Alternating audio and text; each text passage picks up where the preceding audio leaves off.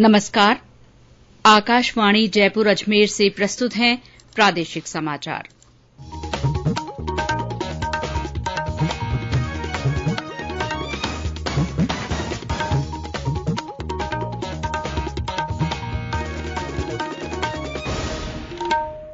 मुख्य समाचार।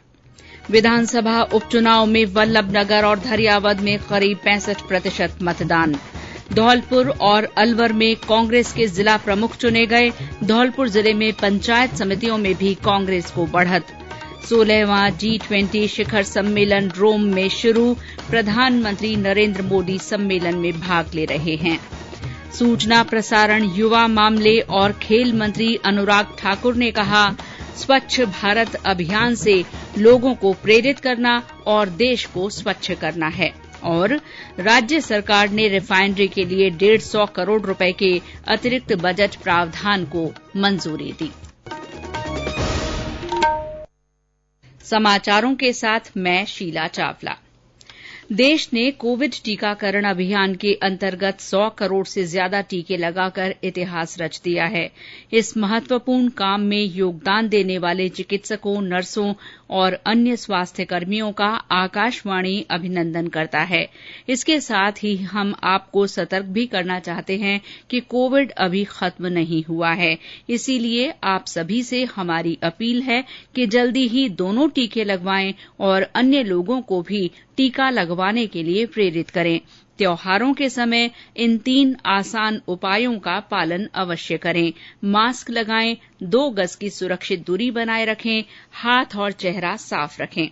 कोविड से संबंधित किसी भी जानकारी और मार्गदर्शन के लिए राष्ट्रीय हेल्पलाइन नंबर 1075 पर संपर्क करें। और अब समाचार विस्तार से।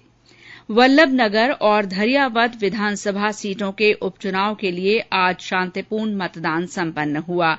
प्रारंभिक जानकारी के अनुसार वल्लभनगर में 64.95% और धरियावद में 65.39% मतदान हुआ है। वल्लभनगर में 9 और धरियावद में 7 उम्मीदवारों के भाग्य का फैसला अब ईवीएम में बंद हो गया है। मतगणना 2 नवंबर को होगी। धौलपुर और अलवर जिलों में आज जिला प्रमुख और पंचायत समिति प्रधान के लिए मतदान हुआ। धौलपुर में जिला प्रमुख का पद कांग्रेस के हिस्से में गया है। और ब्यौरा हमारे संवाददाता से। जिले में जिला प्रमुख के पद पर इंडियन नेशनल कांग्रेस पार्टी की श्रीमती भगवान देवी निर्वाचित हुई हैं। इसके अलावा राजाखेड़ा पंचायत समिति में एक बार फिर लता कंवर एक बार फिर से प्रधान बनी है। वहीं धौलपुर में कांग्रेस की सीता कुशवाहा ने चुनाव जीता है। इसके अलावा सैंपऊ पंचायत समिति पर भारतीय जनता पार्टी के तुलसीराम कुशवाहा ने चुनाव जीता है। बाड़ी में पंचायत समिति प्रधान पर बाड़ी विधायक गिरिराज सिंह मलिंगा के पुत्र अजय सिंह मलिंगा ने जीत दर्ज की है। वहीं बसेड़ी में कांग्रेस के अमित परमार को निर्विरोध पंचायत समिति प्रधान निर्वाचित किया गया है। इस तरह धौलपुर की पंचायत समिति 6 में से 4 सीटों पर कांग्रेस ने कब्जा किया है। गौरव शर्मा, आकाशवाणी समाचार, धौलपुर। अलवर में कांग्रेस के बलवीर छिल्लर जिला प्रमुख बने हैं। 16वां G20 शिखर सम्मेलन इटली के रोम में शुरू हो गया है। प्रधानमंत्री नरेंद्र मोदी G20 देशों, यूरोपीय संघ के सदस्य देशों और अन्य आमंत्रित देशों के राज्याध्यक्षों तथा अंतर्राष्ट्रीय संगठन के प्रतिनिधियों के साथ इस शिखर सम्मेलन में भाग ले रहे हैं। इस वर्ष का शिखर सम्मेलन जनता, गृह और समृद्धि के विषय पर केंद्रित है। शिखर सम्मेलन में आर्थिक और स्वास्थ्य की स्थिति में सुधार, जलवायु परिवर्तन, टिकाऊ विकास पर जोर दिया जाएगा। सम्मेलन के आज के सत्र में वैश्विक अर्थव्यवस्था और वैश्विक स्वास्थ्य पर चर्चा की जाएगी, क्योंकि ये कोविड-19 महामारी के मद्देनजर बहुत महत्वपूर्ण है। सम्मेलन में विभिन्न नेता वैश्विक अर्थव्यवस्था और स्वास्थ्य में सुधार तथा इससे आगे की स्थिति पर चर्चा कर रहे हैं।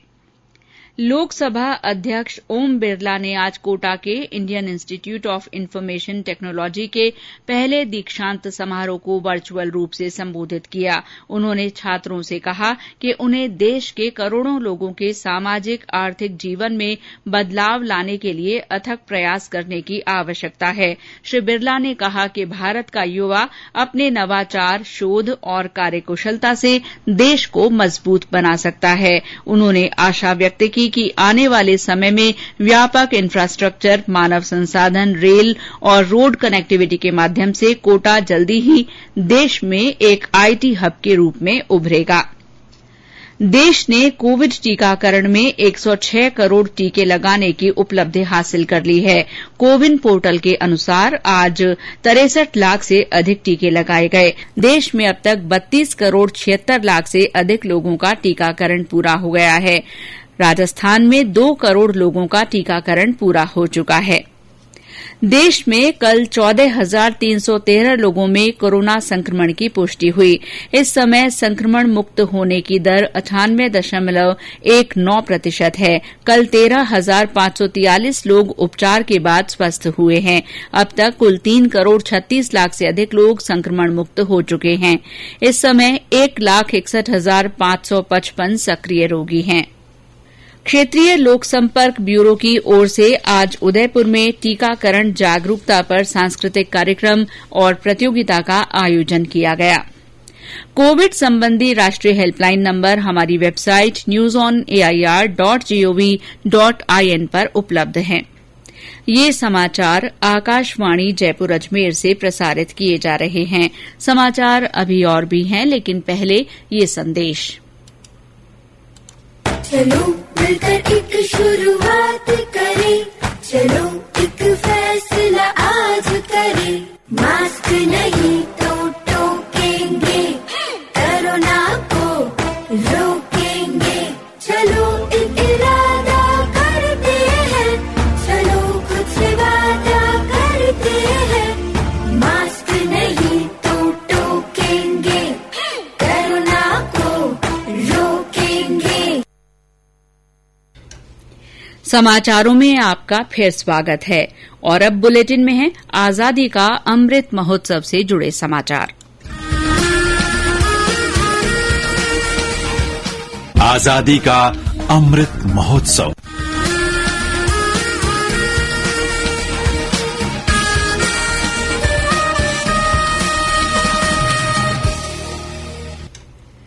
केंद्रीय सूचना, प्रसारण, युवा मामले और खेल मंत्री अनुराग ठाकुर ने कहा है कि स्वच्छ भारत अभियान का उद्देश्य लोगों को सफाई के लिए प्रेरित करना और देश को स्वच्छ करना है। साथ ही अपने आसपास को भी स्वच्छ रखने के लिए लोगों को परिवर्तित करना है। वे आज आजादी का अमृत महोत्सव श्रृंखला के अंतर्गत अयोध्या में एक संगोष्ठी को संबोधित कर रहे थे। श्री ठाकुर ने कहा कि देश को स्वच्छ रखकर इसके विकास में योगदान देना चाहिए। उन्होंने इस अवसर पर स्वच्छता की शपथ भी दिलाई। अक्टूबर 2021 में मैंने आजादी के अमृत महोत्सव के अंतर्गत युवा कार्यक्रम और खेल मंत्रालय भारत सरकार द्वारा आयोजित स्वच्छ भारत अभियान क्लीन इंडिया कार्यक्रम मैं एक स्वयंसेवक के रूप में श्रमदान करते हुए अपने निवास से प्रारंभ कर भारत भूमि को प्लास्टिक मुक्त गंदगी मुक्त करने हेतु सभी आवश्यक प्रयास किए और आगे भी जारी रखूंगा। अब क्लीन इंडिया के समारोह संकल्प के रूप में मैं प्रतिज्ञा करता हूँ। सूचना और प्रसारण मंत्री अनुराग ठाकुर अब से थोड़ी देर पहले लखनऊ से जयपुर पहुंचे। हवाई अड्डे पर उनका भाजपा पदाधिकारियों और सूचना तथा प्रसारण मंत्रालय के अधिकारियों ने स्वागत किया। मीडिया से बातचीत में उन्होंने कहा कि स्वच्छ भारत अभियान के तहत 108 लाख किलो कचरा एकत्रित किया गया है। श्री ठाकुर आज जयपुर में सूचना और प्रसारण मंत्रालय के अधिकारियों के साथ समीक्षा बैठक करेंगे। आजादी का अमृत महोत्सव के तहत नेहरू युवा केन्द्र की ओर से बूंदी जिले के हिंडोली में स्वच्छता अभियान आयोजित किया गया। इस दौरान ग्रामीणों के सहयोग से प्लास्टिक कचरा साफ किया गया।